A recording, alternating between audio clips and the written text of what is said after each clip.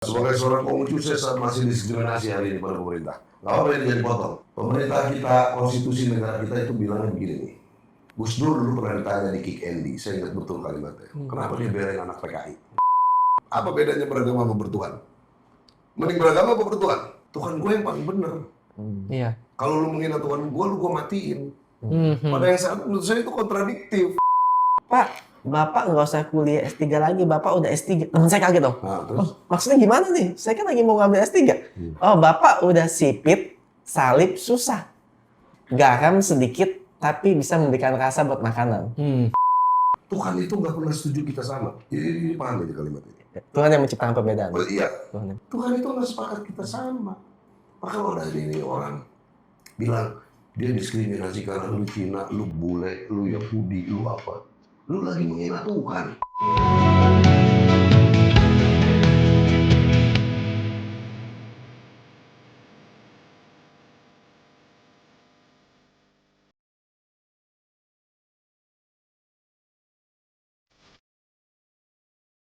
Halo, selamat datang di podcast Teh Hangat. Saya host Kevin Chiu dan di sini ada co-host kita. Hai, gue David. Dan di sini kita ada kedatangan bintang tamu yang luar biasa, yaitu pemuka agama Konghucu dan Dewan Dimatakin, yaitu Pak Kristan. Halo teman-teman, saya J.S. Kristan. Sungkem ya. Pak Kyongi. Dan kita mengucapkan juga selamat Cap Gome. Cap Gome ya. Nah, pertanyaan pertama nih, untuk Ko Kristan, ya sebenarnya Cap Gome itu merayakan apa? Mungkin buat teman-teman yang lain, umat yang lain, supaya mereka kan penasaran juga gitu ya. Ya, oke. Pertama itu Cap Gome itu malam purnama pertama di tahun yang pertama. Jadi Oke. Cap Gome itu first full moon di New Year's. Oke. Ya kan. Nah dia juga kalau bagi perspektif orang Konghucu dia itu semacam closing ceremony. Oke. Anda mungkin pernah dengar waktu kecil kalau udah Cap Gome itu udah ngucapin selamat tahun barunya udah nggak boleh tuh. Karena dia nggak pernah ditutup di close. Oke. 15 years after Chunche itu, habis setelah tahun baru Imlek tuh, ya. Berarti satu hari sebelumnya kalau mau ucapin selamat tahun baru masih bisa. Masih bisa. Oh, oke. Kira-kira kayak gitu. Culture-nya begitulah. Tapi itu nggak ada hubungan sama agama, tapi itu culture. Nah, orang Konghucu percaya bahwa mereka tuh berdoa wajibnya tuh pada tanggal 1 dan tanggal 15 Imlek. Oke. Penanggalan Imlek kayak gitu. Tanggal 1 itu dianggap representasi dari Yin. Yin Yang, karena konsep kita Yin Yang. Iya. Tanggal 15 itu dianggap representasi dari Yang, positif, Oke. maskulin, meriah, merah, segala macam. Ya. Nah, kalau tanggal 1 berdoanya itu orang Konghucu itu berdoanya say thank you, bersyukur. Oke. Kalau dia tiang-tiang di depan rumahnya. Sorry, sambil kalau keluar, satu tuh setiap Imlek. bulan. Tiap bulan, gitu, penanggalan Imlek. Oke. Ya. Tapi penanggalan Imlek. Tanggalan Imleknya ya setiap bulan. Not Masehi ya. Contohnya kayak 1 Januari sama 15 Januari atau 1 Februari Ya, sama 15 something Februari. like that, penanggalan Oke. Imlek, ya. Tanggal 1 tadi kita bersyukur. Say thank you to God gitu ya. Tapi tanggal 15 you can request. Oke. Ya, baru dia. Karena ini yang tadi, dia selalu simbolis tuh. Oke. Nah, Mintanya tanggal 15 tapi bersyukur tanggal 1. Oke, kayak gitu. Gitu. Umumnya begitu. Culture-nya begitu tuh di dalam tradisi Konghucu. Oke. Nah, biasanya karena dia first full moon, karena dia dianggap positif yang unsurnya yang tadi Cap Oke. Gome, Cap Go itu kan Cap itu 10, Iya. Go itu 5, 10, 5, 15. Iya. Cap Gome itu pernah, ia diadakan festival impian segala macam itu, sembahyang, bersyukur, pesta, apa segala macam itu semua dilakukan. Sebagai juga closing ceremony-nya dari tahun baru Imlek. Iya. Biasanya bahkan beberapa kelenteng itu melakukan yang kita sebut kirap budaya atau gotong tepekong. Gotong tandu tepekong itu segala macam. Tahu nggak kenapa tepekong itu digotong? Kenapa? Karena berat, jadi nggak bisa sendiri kan? Nah, sebenarnya gini, karena zaman dulu kan pakai sedan. Sedan itu kan tandu. Bahasa Inggrisnya sedan itu tandu. Sekarang kan jadi mobil itu, seolah-olah mobil pelek. Oke. Nah, gotong tepekong itu sebenarnya tahu nggak di kelenteng-kelenteng itu kita tuh memberikan semacam apa namanya memorial temple buat tokoh-tokoh historik yang pernah berjasa buat negara tuh.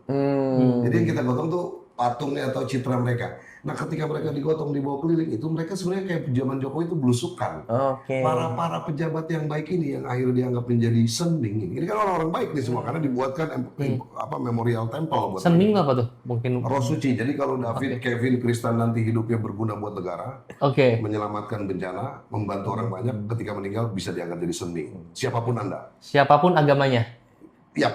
Oke. Kalau di Katolik kayak Santo. modelnya. Ini Beda sama- menurut Konghucu berarti. Menurut Konghucu. Beda sama Beda. Jason. Nah, beda.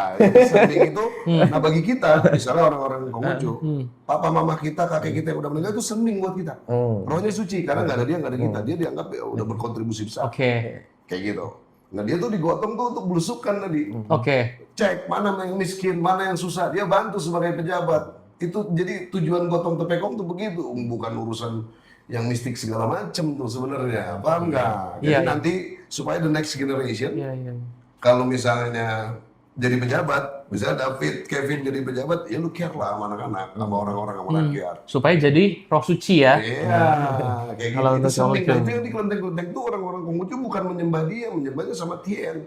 Itu tuh cuman kita pay respect, hormat sama mereka-mereka. Ada Quan Kong misalnya dari zaman Samkok, yang di The Romance of the Kingdom, ada Iya. Yeve, ada malaikat bumi, macam-macam lah.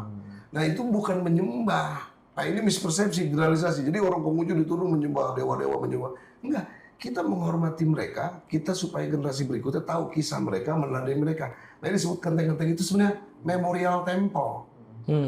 Ngerti nggak? Untuk mengingat orang-orang itu yang pernah berjasa itu. Kelenteng tuh gitu tuh, Pak Kevin.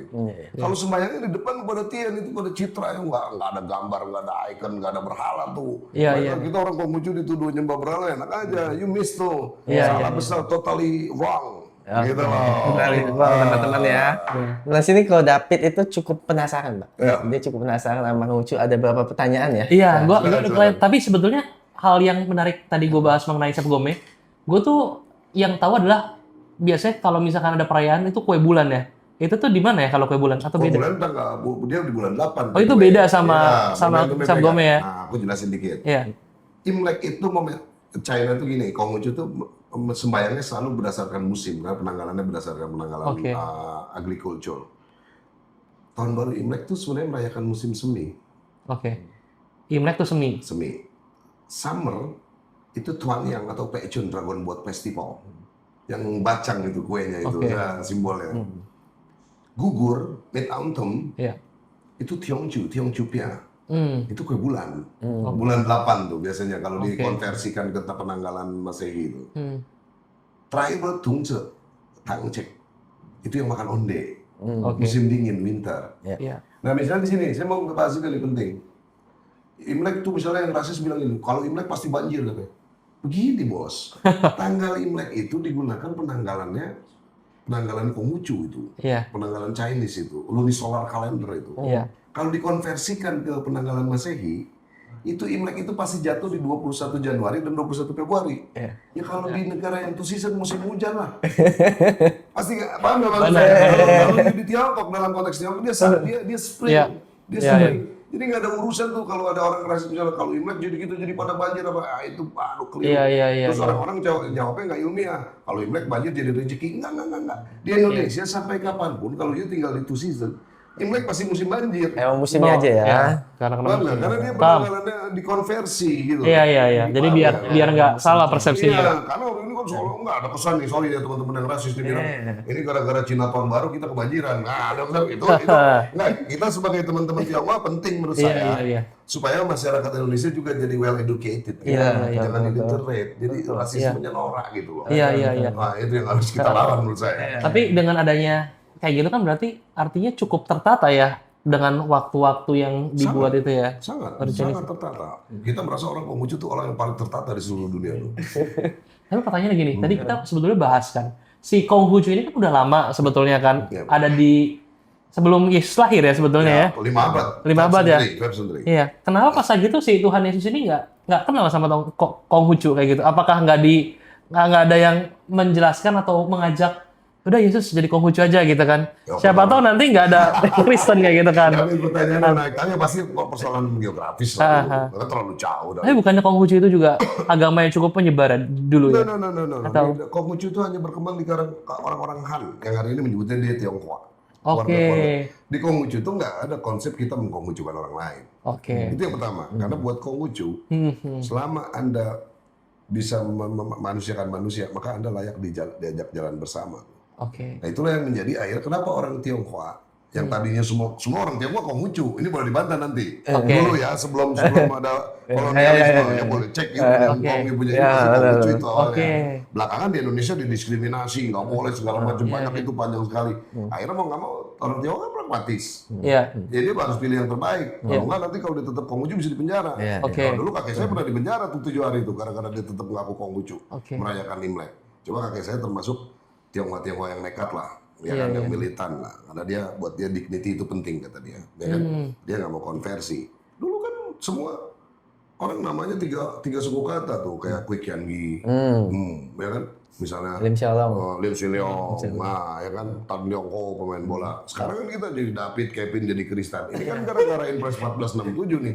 Kita kalau kita mau jujur, bapak kita kasih kita datang lang. Oke lah karena di barat nanti paling ditambahin Kevin. Siapa? Sanjaya, Kevin Sanjaya. Kan dulu kalau di Hong Kong kan ada Jackie Chen Lung, Andi Liu Tehua. Nah, misalnya, walaupun dia pakai nama barat karena dijajah Inggris, tapi nama Tenggelangnya tetap ada. Iya. Oh, sekarang udah nggak ada kan, udah hilang gitu. Saya jadi Kristen coba, sama saya kan saya Kris, marganya Tan. Oh gitu. Saya tuh satu marga sama Haritanu Sudibyo tuh, Oh yes. tapi beda saldo. Ya belum tahu bajakan mana. Mungkin seumurannya nanti ada saldonya ya banyak. Iya, marganya sama tuh. Iya, Jadi dari saya itu kan ketahuan sama kayak teman-teman di orang Manado, Iya. orang Batak, itu kan sama sebenarnya. Iya. Kekerabatan itu dijaga betul dari tiap kultur-kultur yang ada di Nah, budaya di kalau dunia. misalkan bahas kekerabatan gitu, kalau di Kristen itu kan biasanya kita ada komsel-komsel gitu kan ya. betul. Ada komsel kayak sharing-sharing, firman Tuhan, gimana nih hidupnya, gini. Di Konghucu tuh ada nggak yang kayak gitu loh? Misalkan kayak sharing-sharing, firman, bukan Tuhan ya, firman apa? Ya dakwah lah, dakwah saya bareng-bareng gitu. Ya pasca modern kan kita juga mengadopsi ya teman-teman Kristen lah. Oke, Ada oke. minggu kita bikin ada komunal center di Kelenteng itu, ya kan? Iya, Ada iya, komunal center doa bareng-bareng, doa bersama, doa komunal. Iya. Ya kan? Di situ ada Chiang Tao itu sermon, khotbah. Ada orang yang dianggap lebih tahu dia monggo menjadi narasumber, sharing kayak yang tadi Pak David bilangin gitu kan. Dan dirangkai dengan yang disebut, kita pinjam juga istilah teman-teman Kristen, kebaktian tuh. Ini melakukan ritual. Pai Tien, pai sama Tuhan, pai sama Kungce, Konfusius, sama leluhur. Iya. Mau sembahyang, pakai kayak di film-film racin lah tuh. Iya. Menyembahkan teh, menyembahkan arak, segala macam pakai persembahan. Ada itu yang disebut ritual kita, ritusnya tuh. Baru pasca itu kita ada sermonnya, ada khotbahnya, ada khotibnya, gitu. Makanya saya tuh gelarnya JS. Yes. Ciaoseng. Ciaoseng. Ciaoseng itu artinya Ciao itu kan agama, Seng itu menebarkan agama. Nah, saya tukang sermon tuh. Saya khotib tuh, saya tukang khotbah tuh, seperti dakwah gitu. Sama Pak Kevin, PS. Pastor. Ini pendakwah semua di sini jadi. Pendakwah juga pendakwah ya. Pendakwah keuangan. Saya pedagang lah ya. Iya. Pakistan. Ya, kalau misalkan jago misalkan itu udah lama banget. Nah, kalau misalkan jago untuk mempromosikan, bisa jadi banyak orang Konghucu juga sebetulnya ya. Saya kan begini, tetap pendekatan doktrin utama di Konghucu begini. Orang kalau mau selamat yang bisa nyelamatin di dirinya sendiri. Oke. Itu doktrinnya. Ini beda dengan Ibrahimic tradition. Oke. Kita ngomong. Ya, aman. Ini makin berat. Seruput dulu ya. Teman-teman, jadi kalau yang disebut agama, kalau mau jujur itu cuma 3 bos. Ibrahimic tradition doang. Agamanya cuma Yahudi, Kristen, dan Islam. Oke. Ya, betul. Kenapa? Premisnya dalam konteks mereka. Kamu tahu nggak kenapa disebut religion? I don't know. Religion itu secara etimologi ligare. Pak Kevin nanti mungkin bisa tambahin. Re-nya itu kembali, ligare itu ngikat. Premisnya begini. Dalam tradisi Ibrahimic tradition, Adam dan Hawa itu makan buah huldi, jadi dosa. Oke. Betul kan? Kira-kira kita Betul, koreksi kalau saya. Ya, saya aman. Karena dia dosa, hubungannya terputus sama Tuhan kan. Iya. Nah, religion tuh hadir untuk mengikatkan kembali religare tadi, hubungan manusia dengan Tuhan. Nah, ketika kita gunakan lensa Ibrahimic tradition terhadap agama Konghucu, agama Buddha, agama yang lain, Zoroaster, bukan agama pasti, lensanya beda. Dalam tradisi filsafat timur nggak punya premis tadi, Adam dan Hawa tadi. Paham nggak maksudnya? Jadi kalau ada orang misalnya outsider yang non Konghucu bilang Konghucu bukan agama, ya memang bukan agama karena lensanya beda, perspektifnya beda. Karena hal yang sama juga bisa dibalik tuh. Bagi orang Konghucu, yang Islamic tradition juga mungkin bukan agama. Iya. Itu problem tuh, Iya. ya kan? Nah, kita kan sekarang hari ini sibuk di soal itu menurut saya. Iya. Bukan begitu. Sebenarnya begini, agama itu, saya pernah ngomong tuh di beberapa tempat. Kalau kita bikin matrix, kita bikin matrix deh. Agama Kristen, apa yang dibenci sama agama Kristen? Apa agama Hindu, agama Buddha, apa yang dibenci? Kita metrikin dulu. Zina, berjudi, mabuk-mabukan. Iya, sampai di detail kayak gitu Ya, ya. misalnya kita bikin matrix Iya. dulu nih, ya kan? Iya, Di benar-benar. Islamic tradition. Indikatornya dulu ya. Di Buddhism sama, Oke. di Konghucu sama, Oke. di agama Zoroaster sama. Itu norma-norma yang dibenci ya. Norma-normanya yang dibenci. Artinya apa maksudnya saya mau ngomong? Kita ketemu sebenarnya. Paham nggak? Di common Paham. ground-nya. Pasti kita bicara relasi yang baik antara sesama manusia. Iya, Dengan Tuhan. betul. Dengan alam semesta. Betul. Iya. Tiga agama, tiga relasi ini ada di semua agama dengan bahasa Oke. yang berbeda-beda. Oke. Masalahnya di era modern kita punya social interest, Oke. even economic interest, Iya, iya. make a group, Iya. make a community. Hari ini kan gini, kita tuh beragama kalau kita mau jujur, kita secara administratif. Apa bedanya beragama sama bertuhan? Mending beragama apa bertuhan? Mending bertuhan. Gua nggak tahu jawabannya. Ya, jawaban Anda benar. Mending bertuhan. Kalau Anda bertuhan, berarti Anda harus memanusiakan manusia, menghargai ciptaannya kan Oke. begitu. Tapi aneh, gara-gara organizing religion tadi, ada orang yang begini nih. Tuhan gue yang paling benar. Iya. Kalau lu menghina Tuhan gue, lu gue matiin. Mhm. Pada yang saat menurut saya itu kontradiktif. Oke. Kalau lu bunuh ciptaan Tuhan, lu menghina Tuhan harusnya. Paham nggak maksud saya? Iya. Kita pakai circular logic nih. Iya. Orang ngaku bertuhan tapi membunuh ciptaannya. Iya. Menurut saya salah, itu keliru. Ada lagi orang yang membela Tuhan misalnya. Tuhan mau dibela gimana? Iya. God is Almighty. Dia itu paling perkasa, paling kuasa Ya, kan. iya. Tapi kok dibela tuh lemah. Wah, David, Kevin, Kristen bela. Ada perempuan misalnya dibully sama orang. Kita Iya. belain lemah. Tuhan mau dibela. Gimana? Gus Dur tuh punya analogi gitu. Ya orang keliru. Hari ini orang sebenarnya lagi berjuang terhadap institusinya. Karena Iya, dia iya, dari iya, itu iya, tadi. iya. Kita bertarung di situ menurut saya. Iya, iya. Paham nggak? Ya, bukan Tuhan tapi agamanya Bukan, mungkin ya. Bukan. Jadi kita miss di situ. Sebenarnya banyak orang gagal beragama di situ menurut saya.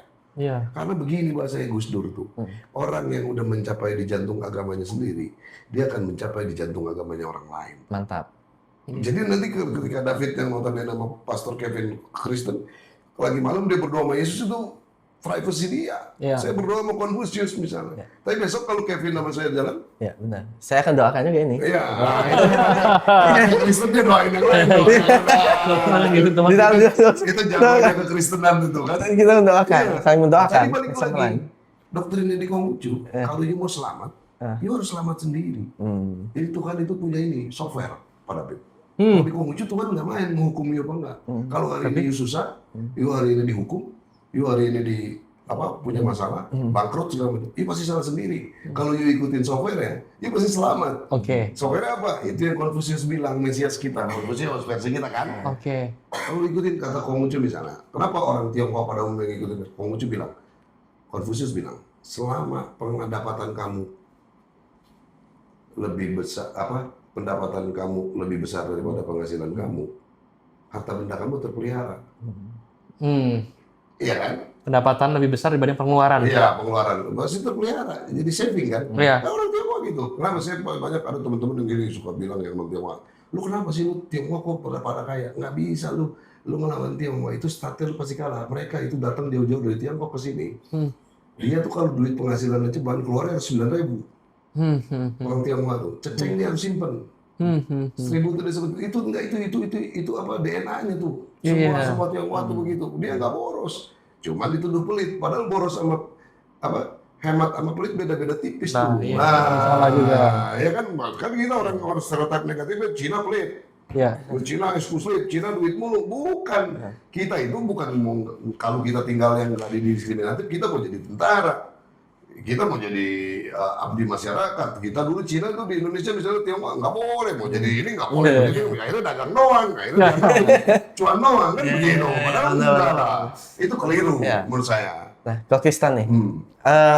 kalau Kristen ini kan kita kan bicara mengenai agama Konghucu ini bukan cuma minoritas ya, Ya. tapi agak lebih minoritas dibanding dari agama-agama lain. Ya, tribal minority bahasa. Ya. Nah, gimana pandangan Ko Kristen ya buat hal ini gitu? Pernah nggak ngalamin yang mungkin agak Rasis. ya? Iya, sebenarnya gini ya. Oke. Kita tergantung juga yang disebut rasis. Pada dasarnya begini. Saya mau ngomong dulu begini.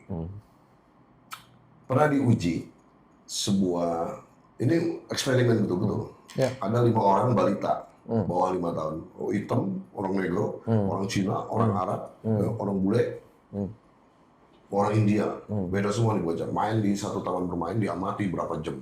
Terus main kayak di time zone begitu. Model. Ini penelitiannya berarti Ya, ini. ya, ini eksperimen. Eksperimen. Main mereka. Itu tahu, ketika yang hitam jatuh, Cina nolongin, Arab nolongin. Ya kan, ketika yang Arab juga gitu. Kesimpulan kira-kira gini sih kan. Eksperimen itu menyimpulkan rasisme tuh nggak diajarin. Ya. Tapi diciptakan. Ya, artinya Tuhan tuh nggak bikin kita rasis tuh dari awal tuh. Oke. Nanti kita tuh nggak ada rasisme. Tapi rasisme tuh diajarin. Diajarin, dibentuk. Sama siapa coba yang bentuk? Akhirnya kita hari ini jadi rasis. Sama elit global. No, sama papa mama kita. Oke. Orang yang paling terdekat. Kenapa? Kebetulan papa mama kita misalnya.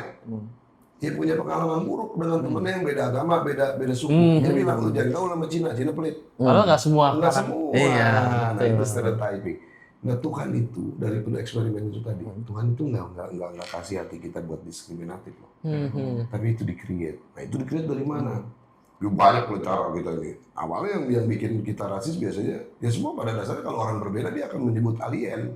Asing kan? Alien itu kan asing, etimologinya kadang-kadang. Sesuatu yang asing, something strange. Iya, Beda, tapi bukan berarti dia harus dibunuh, dia harus dibikin perbudakan kayak teman-teman Eropa melakukan itu misalnya kan.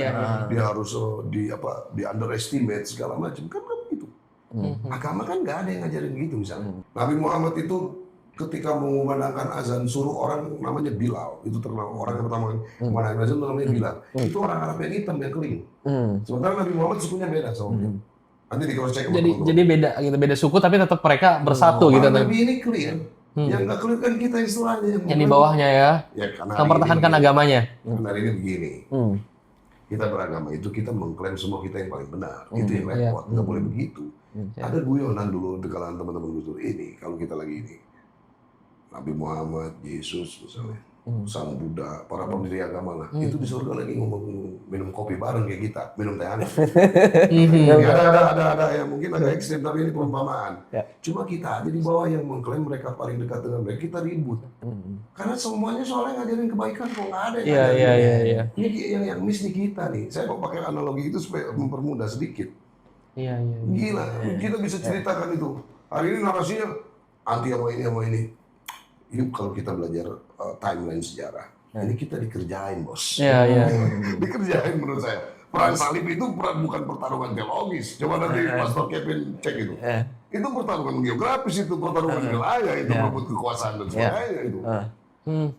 Namanya aja perang. Omongan saya begini, tapi agama dijadikan trigger. Ya, buat politik ya. Triggers. Nah kan saya kebetulan sarjana perbandingan agama. Di kita tuh ada begini nih, ada anggapan begini, ada gini. Agama as a victim, religion as a victim. Dia kan tools. Dia kayak ini nih, alat. Dia benda mati dong nih misalnya. Nggak bisa apa-apa. Manusia kan yang mainin. Operasiin segala macam. Betul. Iya kan? Iya. Nah manusia-manusia yang belajar buat kepentingan ekonomi, buat kepentingan militansinya, buat kepentingan ideologinya, segala macam. Agama yang paling enak dipakein itu alat. Iya. Itu yang ngeri, bos. Betul. Tapi gini, gimana caranya? Ini kalau misalkan tiba-tiba yang lagi nonton di sini, gue kayaknya seru nih dengar Konghucu nih. Gue pengen nih jadi Konghucu. Nah, gimana caranya misalnya dari Kristen tiba-tiba jadi Konghucu nih? Harus gimana nih? Kita harus ngapain nih ceritanya? Saya akan bilang begini, Anda tetap jadi Kristen, tapi Anda belajar Konghucu, belajar aja, asik-asik aja. Berarti gue bisa jadi 2 agama gitu ya? Oh iya, kalau di orang Cina itu sebenarnya bisa jadi berapa agama? Begini, Pak David. Orang Tionghoa yang Kristen, pada saat yang sama dia tetap Imlek, tetap Cengbeng misalnya. Oke. Jadi sebenarnya Kristen Konghucu. Oke. Gara-gara bisa tradisi kayak gitu ya? Itu bisa lihat hampir semua warga di Singapura, di Tionghoa, di Malaysia, di Indonesia masih begitu. Ya kan? Masih tahun baru Imlek. Apalagi yang suka kayak gini Nah, juga masih nggak ngerti ya. Masih pai-pai ke leluhur, masih pegang hiu misalnya. Aha. Ya dia masih Konghucu. Nah, Konghucu itu kenapa tadi menjawab pada kenapa dia jumlahnya nggak banyak segala macam? Ya Konghucu memang visinya nggak ke situ. Oke. Paham nggak? Dia nggak Iya. punya visi. Mau banyak jemaat gitu ya. Nggak ada visi itu karena dia emang agama individu, agama rumah. Makanya orang Konghucu boleh cek deh orang-orang tua. Mungkin kalau ada perpuluhan lumayan jadi banyak. Tapi begitu Pak David. Pak David harus banyak diskusi misalnya sama kalau kakeknya masih ada. Itu gua nggak ada lagi ya gitu. Iya, tapi menarik gitu. Kakeknya siapa lagi? Jadi buat kita, saya misalnya, anak saya nanti menikah, ya pasti hati saya sedih kalau dia nggak Konghucu. Iya. Tapi saya nggak akan marah terus nggak akan saya akuin anak tuh pasti bedanya itu tuh. Iya. Tenggelam tuh kan di situ dia nggak bisa militan soal itu. Yang penting mah lu hidup bener dong. Kalau kita di sosial media upload ya jadinya. Yang penting kan lu hidup bener, lu hidup cengli, ya kan lu hidup cincai, ya lu selamat kan semua yang ngajarin itu. Paling kita marah kalau lu nggak mau pai-pai mau leluhur, nggak boleh. Oke. Soalnya nggak ada lu, nggak ada dia, lu bawa cengli. Iya. Jangan sampai boceng nih, gitu loh misalnya Pak Tiu pasti dengar frase itu. Iya. Boceng nih, putau tidak berbakti. Karena nggak ada dia, nggak ada kita, ini cengli aja. Kan begini, orang Konghucu dituduh menyembah setan pakai itu. Kalau luhurnya, enggak lah, orang bapak mama kita kok. Iya. Kan nggak ada dia, nggak ada kita, masa gua nggak mau pai-pai sama dia? Hormat ya, dari respect ya sebetulnya. Iya kan, bukan berarti ini, ya, cengli aja ini. Ya yang lain-lain kita nggak kenal, Konfusius sendiri juga kita nggak kenal. Iya. Yesus juga kita nggak kenal sebenarnya. Iya. Ya ini logikanya orang-orang. Dia orang-orang Konghucu dia akan sangat welcome, jadi dia akan Mungkin cara menghormati kita beda kali ya. Jadi kan Iya. sama-sama hormati tapi kan yang Jadi penting. Konghucu nggak bakalan banyak, dia main slow aja, jadi nggak usah khawatir. Serius, karena dia nggak main di situ. Nah, Kokistan, aku punya pengalaman nih, temanku, dia itu ada kuliah S3 di salah satu kampus negeri. Ya. Terus dosennya bilang gini, Pak, Bapak nggak usah kuliah S3 lagi, Bapak udah S3. Teman saya kaget dong. Nah, terus? Maksudnya gimana nih? Saya kan lagi mau ngambil S3. Oh, Bapak udah sipit, salib, susah. Jadi Bapak udah S3, sebelum S3. Bapak sipit, salib, susah. Jadi kesannya dia ini sangat minoritas. Yap. Nah, hari ini aku mau diskusi sama Kokistan begini. Gimana kalau kita ubah narasinya, Kok? Ya, jadi bukan lihat di minoritasnya, tapi apa dampak dari minoritasnya. Teman-teman saya ada filosofi begini, garam sedikit tapi bisa memberikan rasa buat makanan. Nah, gimana menurut Kokistan ya, kita sebagai minoritas mungkin juga harus memberikan dampak ya. Ada pesan buat umat ya mungkin. Begini. Nah, ya, silakan. Kita juga harus lihat. Garam dan terang dunia jadi.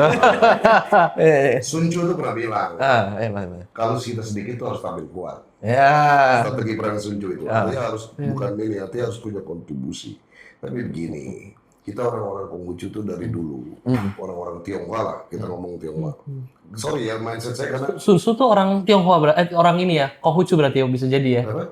Sun Tzu itu bisa jadi orang semua Konghucu lah, Konghucu semua orang ya. Tionghoa Konghucu lah. Dulu Konghucu, karena di Indonesia aja kan nggak boleh. Iya. Pasca Soeharto berkuasa, jadi pada konversi. Iya. Sebenarnya kan itu aja. Iya. Jadi yang disebut Poakeng Head, yang mendirikan ITB salah satunya, itu pejuang Konghucu. Kita bisa lihat itu, kalau you bisa baca buku namanya Tionghoa Hui Kuan. Saya tulis buku itu juga, nanti saya kasih itu nanti. You bisa tahu itu bagaimana kronologis perjuangan teman-teman Tionghoa melawan Belanda itu. Lee Kim Hock yang notabene mengajarkan soal bikin kamus bahasa Melayu Tionghoa, akhirnya jadi bahasa Indonesia hari ini itu dari kamus dia tuh. Nanti bisa cek kok Lee Kim Hock. Itu contributing. Kui Kian Gi, tokoh-tokoh berikutnya banyak sekali. Jadi begini.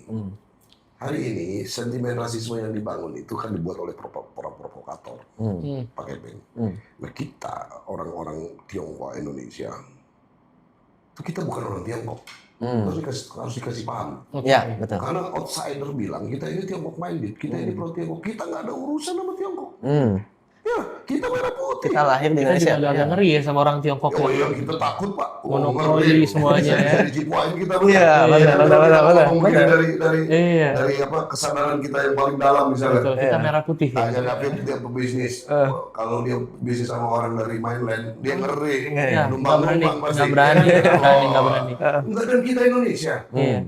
Di Konghucu dibilang, di mana kamu tinggal, di mana kamu hidup, di tanah itu kamu wajib mengabdi. Kita pinjam misalnya di Sumatera Barat itu kan ada pepatah bilang, di mana mobil dipijak itu langit dijunjung. Itu baru cengli. Iya. Kan lu hidup di sini, dikasih makan di sini, masa lu ini. Iya. Saya bahkan mengkondisikan para umat saya. Yuk gimana kalau Tiongkok suatu saat menyerang Indonesia, yuk bela Tiongkok sama Indonesia. Oh kita merah putih. Ya. Nggak ada urusan kita sama Tiongkok. David sama saya sekarang, misalnya pakai pin apply sono bisa ke Tiongkok, suruh di aku juga enggak.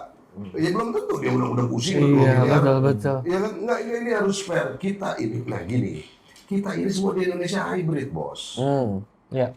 Nggak ada yang pure, nggak ada yang original. Oke. Ini kita ini jadi Cina ini emang kita bisa pilih. Dan kalau bisa pilih dia mau jadi orang mau Silicon Valley sono. Jangan kan saudaranya saya suka misalnya kan contoh aja. Kita ini bisa pilih nggak? Kevin Toto jadi jadi tenggelam kayak lang, orang kayak kan di Tawang, tapi di Cirebon. Hokian. Ya, Okian Lang, saya Okian Lang. Udah gitu saya udah hitam lagi Okian. Triple minority ya. Triple minority. Nggak ada yang bisa milih. Kalau bisa milih, saya mau jadi anak Jokowi, bisa jadi wapres. Ya, nggak berani nggak coba. Nggak bisa, ini perber aja kita ngomong. Iya. Itu given, bos. Itu given. Nah sekarang gini, kalau di Islam itu ada sepilihan quotes. Sebaik-baiknya manusia yang berguna buat orang lain. Dia yang bermanfaat orang lain. Ya. Nah kita, apapun asal-usul kita harus tunjukin kita bisa contributing buat Indonesia. Siap. Oh biasa.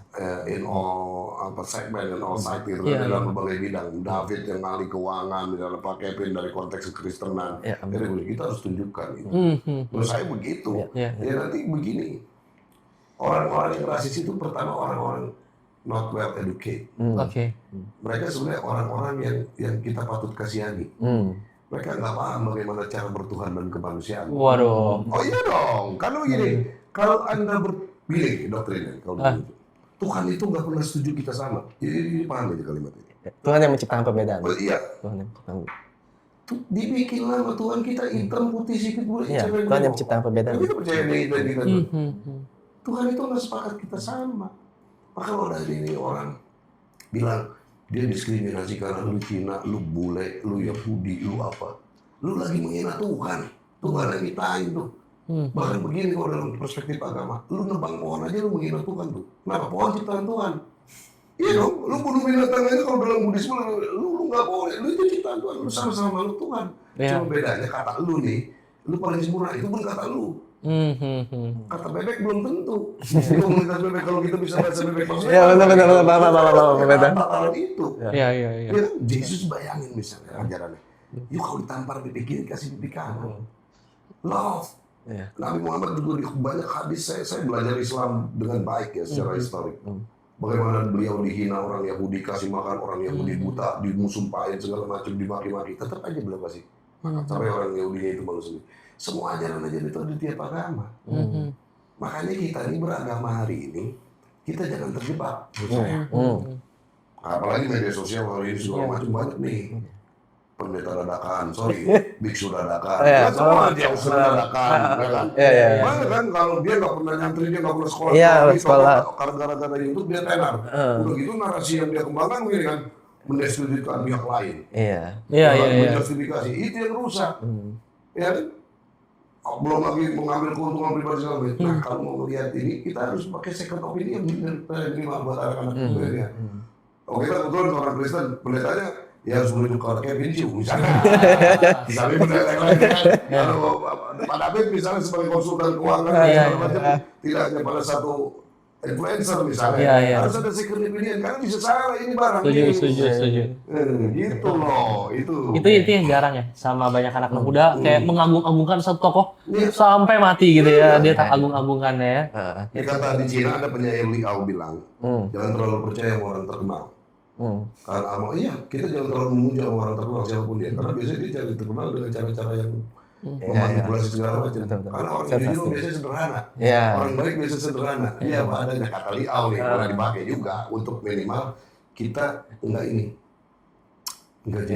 generalisasi. Betul.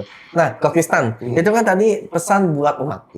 Gimana kalau sekarang pesan buat pemerintah? Mengenai kita sebagai minoritas mungkin ada harapan apa yang ingin disampaikan podcast Teh Hangat ini dari hati ke hati buat sebagai seorang Konghucu saya masih diskriminasi hari ini pada pemerintah. Nggak apa-apa ini jadi potong. Saya mau ngomong ini saya terbuka. Ya, pemerintah kita, konstitusi negara kita itu bilangnya begini nih.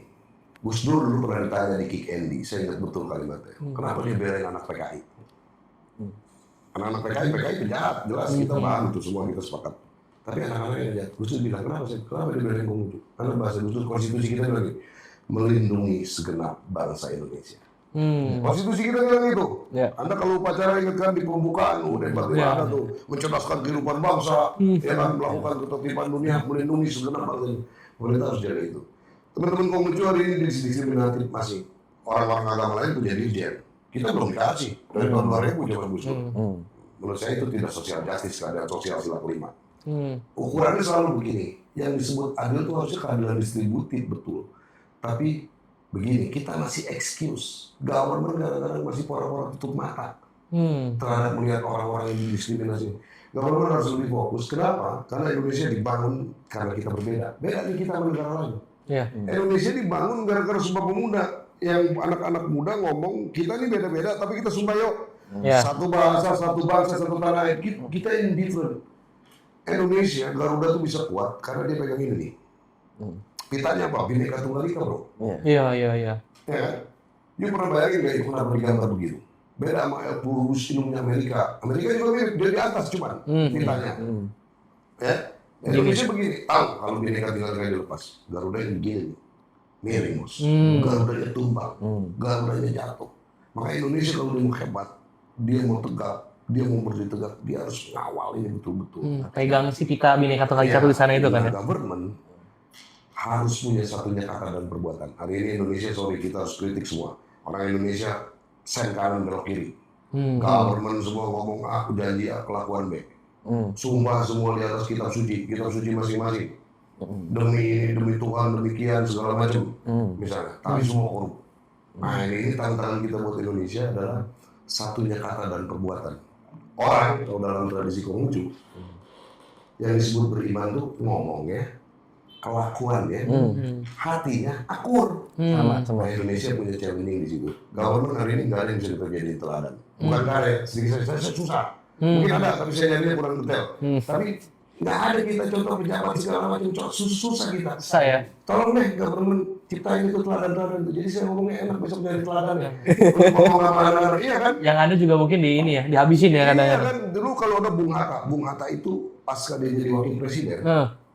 Dia nggak bisa beli sepatu Bailey itu kesayangan kayak kita Nike lah sekarang. Itu aja susah Dia ya. nggak bisa bayar listrik rumahnya karena dia jujur, honest, dia cinta Indonesia. Nah gini, tadi saya mau tutup. Ini penting. Oke. Mencintai dan memiliki beda. Gini katanya dulu, kata Pranjo.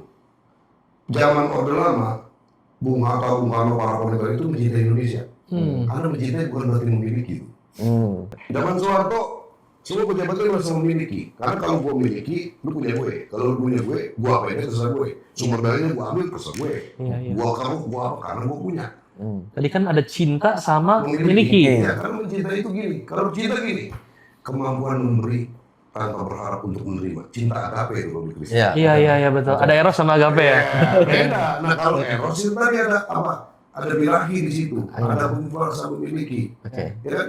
Nah kalau mencintai itu kemampuan memberi tanpa berharap untuk menerima. Dia ikhlas. Dia ridho kalau teman-teman bilang. Iya. Kalau lu gua nyiem lu harus nyiem gua sayang gua itu bukan cinta. Jadi mencintai Indonesia harusnya tuh cinta agape ya, bukan cinta eros doang ya. Oh gila. Bukan simbiosis mutualisme. Iya. Yang terjadi hari ini kita vote anggota dewan, dia modalin dia kasih orang rakyat buat milih. Besok dia balikin lagi mutualisme itu gagak sama kerbau. Ya kan makan, tapi kan kerbau asing nggak rusak rakyat. Iya. Nah ini menjadi pelajaran buat kita. Kita nggak tahu besok Pak Kevin bisa aja dia wapres, Gibran juga bisa, dan saya juga bisa. Kita nggak tahu, ini next 20 years we don't know. Tapi kita tetap semua milenial, anak-anak muda sekarang harus mengawal itu menurut saya. Ya, kita harus bangun Indonesia karena Indonesia ini konon katanya kalau dihitung untuk Prabowo, kalau pidato di luar negeri sekolah, dia merasa Indonesia pede. Emang betul katanya kaya banget, cuma ngomongnya nggak benar. Iya kan, Prabowo itu selalu pede dia ngomong lengkap karena Indonesia punya segala potensi, tapi dikeluarnya nggak benar. Nah ini tantangan buat kita semua, kita yang harus siap. Kevin nggak peduli dia di orang mana, anak siapa. Kevin. Iya, Kevin nggak peduli dia orang mana, Kristen nggak peduli dia orang mana. Yang lain juga benar, kita anak-anak Indonesia. Iya. Ya kan? Siap. Tinggalkan itu asal usul karena tadi itu given, kita nggak bisa memilih. Iya. Ya kan? Tapi kita semua punya tanggung jawab yang sama, menjaga, mengawal, mencintai yang agape tadi Indonesia. Iya. Saya pikir itu. Iya. Terima kasih untuk kalimat penutupnya Kokistan ya. Mungkin dari Ko David ada kalimat penutup tambahan silakan. Kalau menurut gua itu menarik ya mengenai agape itu sesuatu jarang yang dibahas sama banyak orang karena kalau misalkan di Islam apa ridho ya tadi ya, Iya, gimana ikhlas, meridhoi ya ikhlas, ikhlas. betul. Kalau di Konghucu apa itu namanya kayak gitu? Iya sama, artinya kita yang penuh dengan tadi tanpa harus apa tadi bahasa Tanpa pamrih, Tanpa pamrih, kasih. tanpa harus Tanpa pamrih. sesuatu yang diinginkan itu disebut cung. Syung. Cung. Cung itu Tionghoa, orang yang cung itu orang yang tulus yang dikenal. Nah ya, gua ngerasa kadang kita juga pengen mengasihi negara aja, kita kadang berpikir ya, ada niat apa ya, mens rea ya, mungkin ya, kalau bahasanya, Takutnya niat dikeluarkan jahat ya beneran gitu ya. ya. Kadang kita mungkin manusia bisa kayak gitu ya, cuman memang susah sih menjadi pejabat ya, mau nggak mau harus punya niat yang baik ya. Jadi ya, gua ngerasa jabatan pejabat tuh, apalagi negara yang wakil rakyat ya, menurut gue itu bukan sembarangan ya, kayak gitu ya. Oke. Jadi ya hopefully pemerintah bisa mempertimbangkan kembali ya, yang mau naik sana ya harus benar-benar yang punya agape ya. Betul. Mungkin itu menurut gua. Oke, thank you Ko David. Nah, teman-teman podcast Teh Hangat, terima kasih udah menonton kami ya. Kalau dari saya, untuk menyimpulkan episode kali ini, kita kedatangan bintang tamu luar biasa dengan spirit yang luar biasa. Kita bisa lihat spiritnya spirit nasionalis ya. Bagaimana dia sangat mengasihi umatnya dan sangat mengasihi pemerintah. Dan kita semua Indonesia, yang Iya. kita Cina, dia lagi menghina bangsa ini. Iya, benar-benar. Nah, kita mau kasih tahu, kita minoritas, tapi kita bukanlah sebagai korban, teman-teman. Kita bisa lihat posisi kita sebagai minoritas yang bagian dari warga negara Indonesia, bagian warga negara yang ingin berdampak buat Indonesia. Teman-teman, jangan lupa untuk like, subscribe kita, dan juga berikan komentar untuk setiap pertanyaanmu yang muncul dari hati. Kami akan jawab secara hangat dan harmonis. Dan akan dibantu jawab juga oleh narasumber kita, Pak Kristan. Siap. Terima kasih teman-teman. Sampai jumpa lagi.